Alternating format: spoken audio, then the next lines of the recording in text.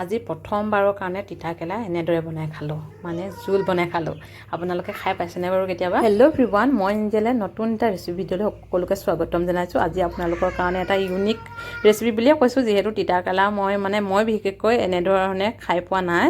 আজি চাউথৰ দিদি হাতেৰে মানে আপোনালোকৰ তেওঁ বনোৱা এটা ৰেচিপি আপোনালোকৰ মাজলৈ আগবঢ়াই দিছোঁ, আৰু কেনেকুৱা পালে জনাব দেই। আৰু যদি বনাই নাই খোৱা এনেধৰণে বনাই খাই চাবচোন। যিসকলে বেয়া পায় তেওঁলোকেও খাবলৈ ভাল পাব, আৰু যিসকলেতো ভাল পায় সেইটো বেলেগে কথা, নতুন এটা সোৱাদ পাব। এতিয়া নহয় তিতা কেলাখিনি মানে ভালদৰে ধুই মেলি আৰু গোল গোলকৈ কাটি লৈ তাত তেল অলপ দি ভালদৰে মানে ব্ৰাউন কালাৰটো নহালৈকে ভালদৰে ফ্ৰাই কৰি ল'লে। তাত নিমখ হালধি অকণমান দি দিছে, তাৰপিছত এইখিনি ফ্ৰাই কৰি লোৱাৰ পাছত উলিয়াই লৈ পিনি ইয়াত তড়কা দিছে।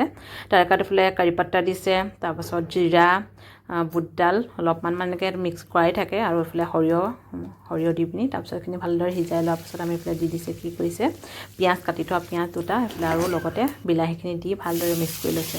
আৰু এইফালে সোৱাদ অনুসৰি নিমখ হালধি দি দিছে।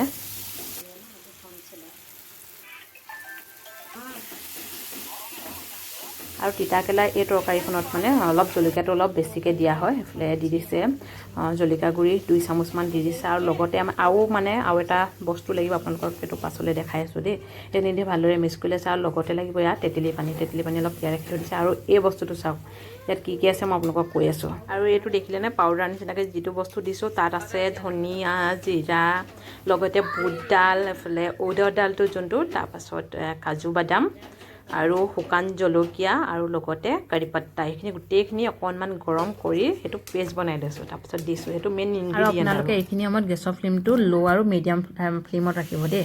এইখিনি ভালদৰে মানে পাউডাৰখিনি ভালদৰে মিক্স কৰাৰ পাছত আপোনালোকে এইফালে ফ্ৰাই কৰি ৰখা তিতা কেৰালাখিনি দি দিব। তিতা কেৰেলাখিনি ভালদৰে মিক্স কৰি লোৱাৰ পাছত আপোনালোকে তেতেলী পানীখিনি দিব। তেতেলী পানীখিনি আপোনালোকে অকণমান টেষ্ট কৰি চাব, যদি বেছি টেঙা নিচিনা লাগে অকণমান নৰ্মেল পানী বাৰু আপোনালোকে দিব পাৰিব। বাকী ইয়াত দিছেনে 5-7 মিনিটমান আৰু আপোনালোকে ল' মিডিয়াম ফ্লেমত ৰান্ধিব। তাৰপাছত এনেকুৱা ধৰণৰ এটা ধুনীয়া এটা মানে গ্ৰেভি তৈয়াৰ হৈ যাব। এনেকৈ খাই চাবচোন, ৰুটি হওক ভাতৰ লগত বহুত টেষ্ট লাগে দেই খাবলৈ।